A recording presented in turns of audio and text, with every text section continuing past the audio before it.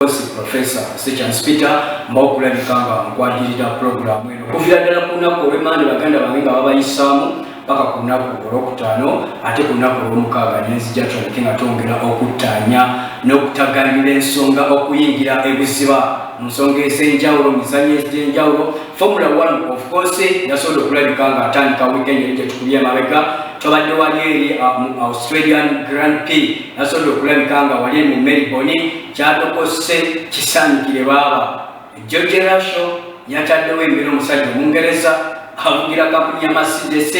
This time around tuli mu Shanghai mu ggwanga erya China kigenda kutambula kitya tulabeko ku practice awo ne tulabako ku sprint awo era nga George Russell ataddeko ku mbeera wa Mercedes tujja kulabika nga tutuukawo. Then Premier League waliwo emipiira egy'okulya n'okumba essowaani tugenda laba gemu ya Arsenal nga kyaziza Everton ku Emirates. Ogwasooka gwagenda 1-0 in favor of Arsenal nga kyadde ku Goodison Park nga Everton ekyakozesa amaka gadde agasookawo naddala amakadde. This time around kigenda kubeera kitya naddala omutendeso David Moyes naye nga mwina mbebaza abajja okukumirako agamba kyashakirawo mu kika kyo then ndabira ne muganda wo Aisha bagambye nti batumidde posiza. Of course gwenjano mulaba kapitwa himaidadi sana kiregeza posiza ageze maso n'okulabika nga bikwasaganya naye olwaleero kino kiddamu olwaleero entabwe yanjawulo ebadde teralibwalabibwa olwaleero yanjawulo mukwo tuli ne bachampiyoni naddala muzanyo gwa boxing tuli ne bachampiyoni muzanyo gwa boxing ndowooza emabegako mu myaka giri ekyemabega nange nali sinnazaalibwa ne of course twasobola okulabika nga tubitegeera ntibimanya waliwo ku basajja ab'amaanyi John Beast Mugabe ne twako ku basajja abo Kasimo Ouma baliwo kawo muzanyo gw'ebikonde era nga Uganda ndowooza yali pulezidenti Idi Amin Dada embaseerabidde obikonde byali by'amaanyi era nga Uganda bagitya mupaka nga Olympics Commonwealth Games nga Uganda wetugenda baba bamanya Uganda ezze. This time around ibadde bikyuseemuko otandikira mu kulembeze nga bukyukakyuka oboolyawo n'enteekateeka yonna federation ibadde tetebedde bulungi. Ndowooza nalabako ku myaka ng'ebiri nga bakyusa bakaputeni kumpi bana mu myaka ebiri ekyali tekibangawo luli nga basoma timu ya Bombers omanyirawo nti ono ye kaputeni ne batuukebwa baze ne bakwata mukaawo Shadilo Musa Pochi baze ne bakwata mukaawo. This time around niyo n'abasajja ba champion bagenda kuba batubuulira ensonga ezimu eb'endala era bwe tunavula n'okusaa 8 mujja kuba mutegedde ebikonde biddawa biri mu kifaananyi ki era Uganda ku bikonde tuyimiridde tutya. Of course akadde kano kantwala omukisa nsobole okulabika nga oboolyawo nyanjula abakulu baneeno ndi ne championi ayina ensi gye yakavaamu musimanyi bazannya myeri n'Uganda simanyi biki yakubya abayaali kino mukijje ku nze omusajja yaleseewo ligasi yabadde y'amaanyi akyawunya n'amafuta g'ennyonyi ennyonyi ekyamuliko. Then of course abakulu mbanyiriza mu studio za GTV of course wano kusajja wano aninaanye si mulala Muwangu Storm ajja kuba tubuusaako era tubuulire enteekateeka yonna jase nayo mu kusooka tugeera tweyanjula amanya gaffe wepo ate tweyongereyo n'ebyemisanyo nga tusobodde okulayika nga tubireeta. Then tusaidi wali nzija ntandikidde wamwami ali wano mu Praga Muwangu Storm sebakazina okayityoli buuza ku balabi ba BTV ate tweyongere mu teekateeka yonna. Abalabi ba BTV mwena nga mbalamusizaako erinnya nga nze Muwangu Storm owambya ringname the Spartan okuva mu Bubble Boxing Promotions. Yes tweyanziza ssebo ate omukulu ali wali gwe mulengera amafuta g'ennyonyi gakyamuwunyako musajja n'okola abasajja we bagwa we basituka we bagezaako bamayiriza nga bawangudde ssebo sijja kwogera amannyako ekirungi bw'oli osobola okweyogerera era kazindalo kali gy'oli ssebo. Assalamu alaikum warahmatullahi wabarakatuh. Abalabi ba BTV mwena amanya Babu Yusuf muzanyi wa bikonde bya profession ne mu buzito bwa heavyweight era ndi under Big Bang Promotions. Yes kirungi nnyo ekyo ndowooza ebitatera kusangika natandikiddeko kaawo omwami Babu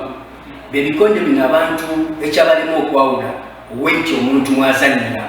njagala otunyonyoleko katono ku heavyweight omulabi ayeeno akitegeere kuba asobola okulaba ategolola zena kickboxing simanyi mulimu ebikonde n'ensambagere then ate waliwaze ne heavyweight njagala onyonyole abalala ba BTV heavyweight kino omuntu ayinza kitegeera atya era wakulaba ng'okyogerako kiki kyayinza okutegeera mu heavyweight sebo tulyawo heavyweight zito utandika kilo kyenda mu okudda waggulu weight yakonde bilimu weights ez'enjawulo kuva ku light fly paka ku super heavy naye mututukate mu professional temuye heavyweight temuye super heavy so utandika kilo kyenda mu okudda waggulu heavyweight zizimu quality esazo okuba ez'etunuzi mu nsi yonna yonna okondera abasajja abanene alajjala otwalanga bakanyama kubeera nga heavyweight eyo so emu ku weight esasinza okubeera ez'etunuzi mu nsi yonna yonna so bantu abasinga batuyinza okugiraba nga balaba abantu abanene beekuba era weight eyo kizibu okulaba nga rawundi fali kyonebo nga rawundi ziweddeko kiseera ekisingerera yakkewo eweight eya heavyweight. Yes, ngabo tugamba muzanyo gw'omupiira nti ninayo eyansikiriza oba eya inspiringa okuyingira omuzanyo guno bamutuyinza okuba nga famire zaffe kuviira ddala kuba muzeeyi taata bajjajja nga batebadde batambulira mu lunyiriro olwo nti ba mupiira owa basketball kiki ekyakusikiriza ennyo okugamba nti mizanyo gyonna mu nsi yonna nze ngenze na bikonde otwale mu ssomero nagezako emizanyo gyonna nagezaako emizanyo gyonna naye nga gigaana nagezaako omupiira nga nina obusungu nga tufunikira tulwanye nagezaako volleyball naligezaako katirabu ate we nafuna emikwano negitwala mu bikonde nalaba nga ate waliwo enjawulo so bikonde nabiyingira simanyi nti bisobola okungusa wamumiri olwaleero nalinganga agezesa okugezesa naye nagenda olaba nga kitambudde bulungi so sina muntu yansikiriza naye nalabiraawo nga nali mulungi ekyesobola okukola mu byemizanyo byonna najjangezaako omupiira kolebo obungi okudduka naye nga byonna bigaana naye ate natuka mu bikonde ningamba kikakizaawo. Yes, tulina abamu ku bantu be tuba twegomba n'ogamba at least singa mbeerako ng'oyo nti buli wankubira eŋŋumi obanga bwe tulaba ba Floyd Mayweather oba kuno eŋŋumi ba Anthony Joshua n'ogamba nti oba oli awo Anthony Joshua yansikiriza oba Floyd Mayweather buli we mulaba ne tekiniki ye esobola okulabika nga ensikiriza okulabika nga oba oli awo mwegomba nekyembaddeko nesobola okulabika nga nyongeramu mu ekyo sobola okulabika nga ntuuka omusajja oyo ku bazannyi abo ab'ebikonde muzannyi kigoyinza okunokulayo n'ogamba at least singa nange mbangwanga ono at least nsobola okulabika nga ensendaba oba nange nsobola okulabika nga mbeera ow'erinnya. Abazannyi b'ebweru abo bonna abali ebweru okusinzira ddala mu USA ensi ezo zirina engeri gyezitumbudemu omuzannyo gw'ebikonde daala ey'amaanyi nti omuzannyi azannya eddakiika 36 naaba ng'afunye obuwumbi nga 15 bwawano just 36 minutes so nze mbeegomba ekirala mu bazannyi ng'abazannyi negomanyi Manny Pacquiao olw'ensonga emu bwekiti Manny Pacquiao sente zafuna ayambamu abantu abanaku ayambamu abantu abatalina kyebasobola mu ggwanga lyabwe ya Philippines so njagala nnyo omuntu akola atambuza omuntu nga humanitarian nga addukirira abantu abatalina mwasirizi so ensonga lwaki njagala Manny Pacquiao naye nga bonna bali ebwereeze mbegomba lwansonga ebikonde balina eddala gye babiteekamu nga bivaamu sente empitirivu nnyo nti omunauganda wano ofuna fight eyebwereere nobanga ofunira promota ab'amaanyi oba evensi zaabwe osobola sente ezo zikolamu ekyamagezi ng'ate kigatako ku ggwanga lyaffe. Ndowooza tukwatemu katono mu kulubabu then ngendeko owa mwami Muwanguzi agenda kutubuulira naddala ebikonde bineeno ye alabe mu mbeera ki buzibu ki bwasinza osisinkana mu bikonde ate era kiki ekiyinza okwetaagisa okolebwa omuzannyo gw'ebikonde okulabika nga tukuzaayo gubeera ogw'amaanyi ng'emyaka 15 oba 2 emabega nti omuzannyo guno gwali gw'amaanyi bizibu ki naddala byolaba ebikonde era kiki ekyetaagisa okolebwa okulabika nga omuzannyo tugusitula nasebo nga munsi. Ebikonde byaffe okuba edda nedda oba teri omuzannyo gwonna gutali muzibu oba ekintu kyonna kitali mu challenges kubetanida mulimu challenges nga tezivaayo naye nga abazimayireyo mu nkukutu oyo mabega ga kateni naye ebikondo byaffe kirina okukolebwa okubisikula ekisooka mulimu enkwe wadde teri muzanyo gutaliimu nkwe ogutaagaliza ekisinga ekibiremeseza okututumuka ndowooza kaŋŋambe butaagaliza kulwanagana kusikasikaŋŋana n'ebikono ebyo so baganda afune nalye muli bapromota bakochezi tubaleda tubasaba kukwatagana tusobole omuzanyo gw'ebikonde so that nti mumwana alyeyo wansi atannavaayo ng'asobola okugamba oba omwana ali mu ssomero ng'asobola okugamba nayingira bakokisa at least nga waliwo gwalabirako nti atufunyemu nga bakokisa abalala kaŋŋamba abamanga g'ebweru ndowooza owesakubuuziza omukulu babu yatugambira mu heavyweight category mwazanya esobo ozanya mu category kiso nze nazanyamu superwater eno yeruwa superwater mulimu categories nyingi mu bikonde oba weights nyingi nga mu amateur boxing waliyo light middle mu pro boxing ba superwater. Yes, mwambako mu bikonde bino federation etwala ebikonde bino mu ggwanga lyaffe oba okitunuulidde yes teri muntu asobola kukola 100% ekimu nakituukiriza mubeeramu ebigaana naye wakaki wandibadde oweereza federation naddala etwala ebikonde bino mu ggwanga lyaffe lya Uganda nawe kiri kusajja olw'omupiira tulabye nnyo abaana yesoba nyo producer wange y'omukulu babu ezimu ku fights zaze abaana somero wali luddamu awo nali Ghana nali nzanya ne Mungereza Leo Atanga yonjoba balokuzanya naye nagiruzinga cause referee stopping a fight nga simanyi soma lwaki stopping the fight. Yes. So wali bwetubadde ekinaolaba mu mupiira ffe naddala b'omupiira nti tusindika nnyo abaana ku pro bagenda ng'avudde wano ffenna tumwekakasa mulungi n'atuuka eri n'asobola okulabika nga beerayo emyezi 2-3 ne contract ne bagituuka egitaminatinga n'akomawo ewaka nga bitambudde bubi mu bikonde ebirabyeko abaana baba bagenda okuba eŋŋundi eyo obweru n'amayinza nga obageze na ttiimu yaffe bakangezeeya bombas kigambe nti wekiwaganiriza ogeza n'atuuka eri omwana olyaluka ku ttiimu eyo n'agamba kasigaleyo atirisi mbeere nonye obulamu olowooza federation kiri yandikoze okubanga tukuumira omuzannyo gw'ebikonde n'omuzannyo oyo mushe ezokulabika naye yaganira mu bikonde nti noba bagenze okulipurezentinga eggwanga lyaffe wabali w'eggwanga nti tayinza kufunamu buzibu bwonna oba kunomulugunya muzannyo gwalimu n'atuuka okwevuma nti oba nga muzannyo wakinagujjamu njagala obubaka obufederation kuba kimanya bakulu bwe bali n'okulamu eno bagiraba nnyo ensolo yose ya federation ensolo si ya Uganda Boxing Federation ensolo ya Ministry of Sports and Education abatutwala ffe abatwala ebyemizannyo mu ggwanga nti mbalirira ebyemizannyo ffe ab'ebikonde batuwa sente ntono ddala bakama baffe aba Uganda Boxing Federation zebakasobola atetemaatemamu olaba nga zimala buli kimu so singa Ministry of Sports etwongera ku budget etwongeza mu sente zefulumya ebyemizannyo gw'ebikonde buli kimu sobola okutereera nga buli boxer azannya n'afuna n'omusaala ali ku national team n'abeera mutabenkevu muki muzannyo gw'ebikonde naye kati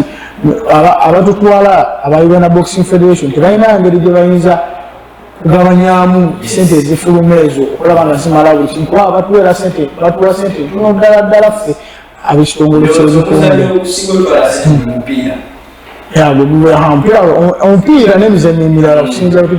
oze ebikonde ffe abasinga otwala sente ate nga ffe abasinga abavubuka abangi ffe abasinga abaana abangi okusingawo olaba nga bapimye national tournament wayinza okuva abaana nga 100 clubs ziyinza okujja nga clubs 100 naye nga buli clubs ereesa abaana mu biti ebyenjawulo so singa Ministry of Sports etwongera ku ssente buli kimu kiba kisobola okutambula bulungi omulanga guno tukukubira National Council of Sports. Bwekirisewo. Of course, Mother General etwala ministry zonna. Okubamu y'omupiira, netball, boxing, futsal, webityo ensonga endala. Ndowooza ne federation erina okukola ey'ebikonde, erina okukola ekimala okutwala ng'obubaka mu National Council of Sports. Federation ekikolera ddala kubanga Mr. President Mwangi Moses buli wabeera ku TV ayongera okubisa omulango ogwo eri National Council of Sports, ayongera okubasaba okutwongera ku ki sente. So nemabegako awo bagamba nti awalana ab'omupiira oba abogerera bubi, so tekyali kituufu, yali alwanirira ffe ab'ebikondo okulaba nga twongezebwa kasente tulabe nga naffe omuzannyo gutambula nga tugweyagaliramu. So twongera okubira omulanga aba National Council of Sports ne Ministry of Sports and Education balabe nga naffe batwongeza kasente cause bavubuka bangi abali mu muzannyo guno abagusuubiramu ekirungi. So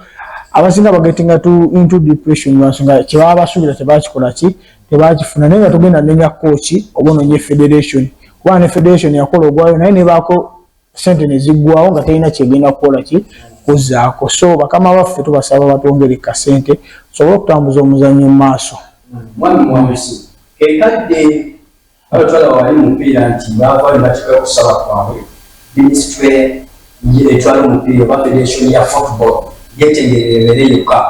Ekadde aba boxing mwetengerera kasente mukafuna direct. Ekadde katuuse oba olw'ensonga nti mwami bakukyakonyeeko kituufu era nange ekiwagira sente ezo bwe zivayo nti efulumye biliyoni namba egenda mu boxing esookera mu ministry y'emizannyo weva mu ministry negenda mu National Council of Sports eri evuddeyo ate newalawo evudde waliwo abantu abagisiivinga ebyo mu National Council of Sports ebyo mu federation ng'ate federation tegeremu of which bayotematema boligasira nti federation yesooka paka kubasembayo nabo gali gye bali abakriketi gye bali abaoki gye bali federation yinziwerakodala kekadde nga omupiira bali mukikola federation yekondi yetegerere ngayo ng'efuna akasente direct. Ekyongera kuyambako muganda wange mwangizitomu kukiga mpozi musingako obumanyirivu ku nsonga ezo. Era by the way President Mwangi ali mu nteekateeka ezitwalayo ebintu ebyetaagisa okulaba nga federation yetengerera yokka kekadde okulaba nga sente zayo zisiringa nga Uganda Boxing Federation ebisaanyizo ebyamusalibwa agenda bitwalayo abifunye byaweddeyo agenda bitwalayo okulaba nga naffe twetengerera nga ffe ab'ebikonde federation. Ekirala mu muzannyo guno mubulamu sponsorship nga olaba emizannyo emirala basketball, volleyball, football and our sponsors.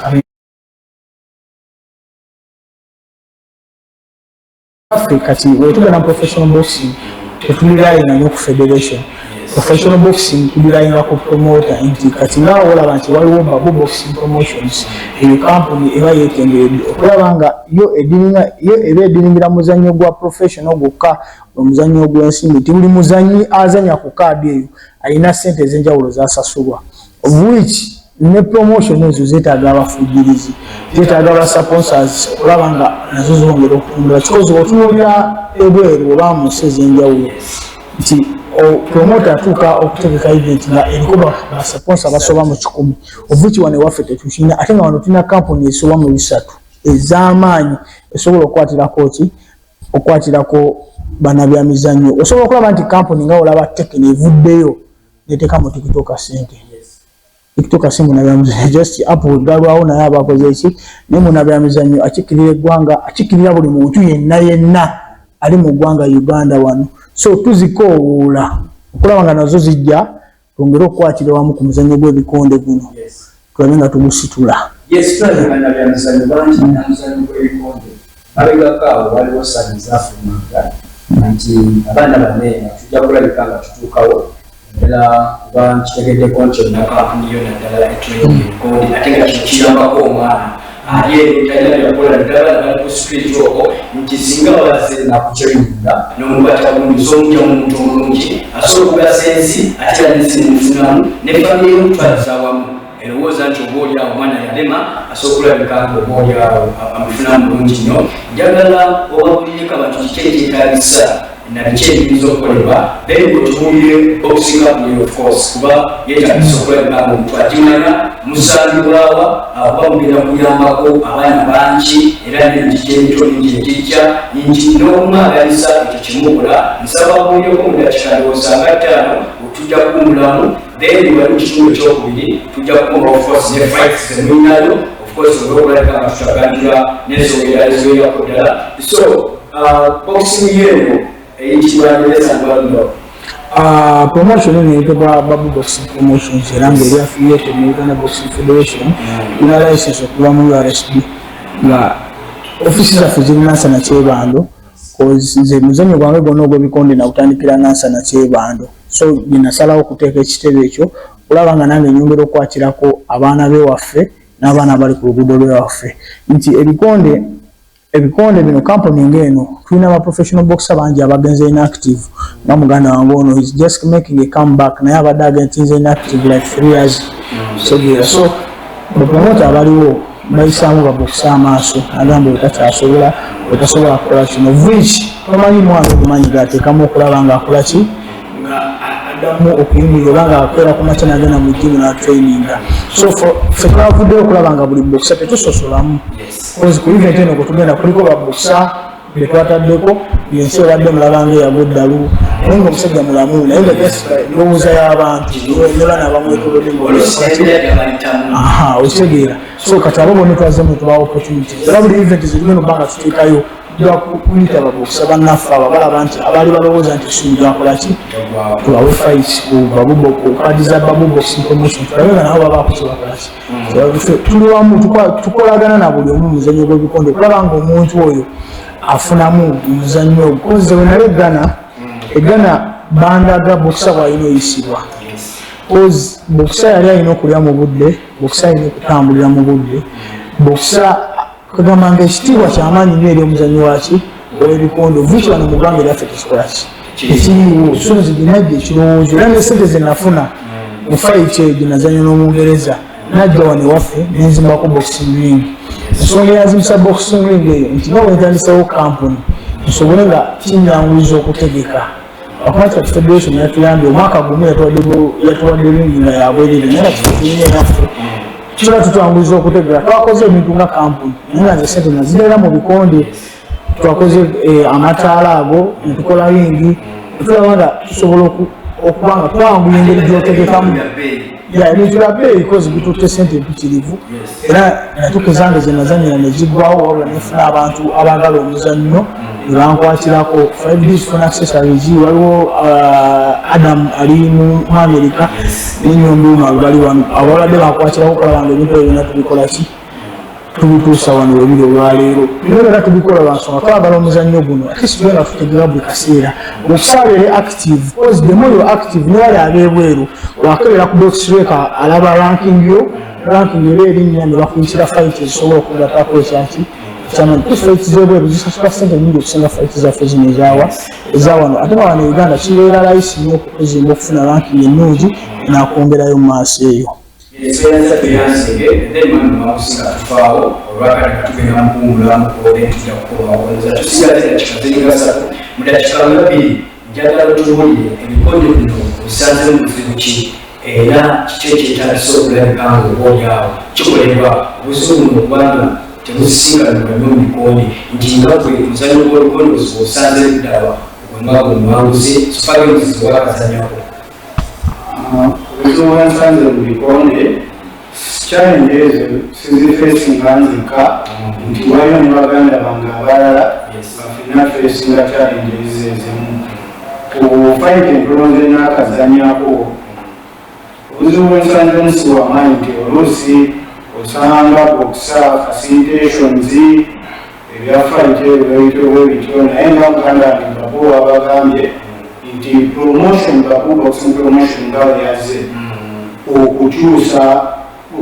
kyeyalabigana kyeyajja okubeerawa wano mu Uganda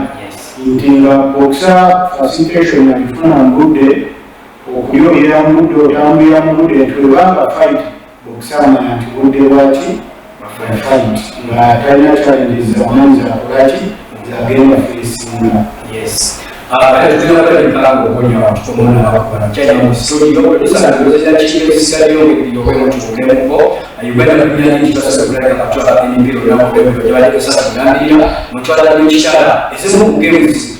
sasa kuleta asisi singi sawa cha kwa stadium na ndio kwa kisana na jabali noti jabala kwa video kwa sababu na dawa ile Uganda bila nchi sasa kutokuimba kwa sinyana ndio kweli mchwala mzalima ni banga sika ya telepress kezo kwa boss ndachika yona ndachika kundesa kwa mzani kabondeve yaso kuleta na yeye kuhoja kwa pesa ndachika samanya ndachika ya samomnana leo la polisi na kusinga kuneke kuhoja polisi alizoneke kwa wale mbele mzalima ni banga sinoka yaso kuleta kibabu ya neka shehe za neke wale kutoka sababu sasa samonya akenda kwa sasa hizo chamka kwa sisi asa mchano alenge akwenda soko ya tena chika yeka musango atwala kunga kwa chele nekitabu imajibanga ya mbarasike kutoka kwa cha maana ndani kwa sio kitegeza kwa sasa ni kifo cha mnana kwa sababu 13 atenga kwa mbarasike asa ni kafanya basatu apolisi ze okumi na mpaka soka yobe ngao kiraba asopekisa kimumbera nungi yozete kateka ya pamoja kwa kutegekea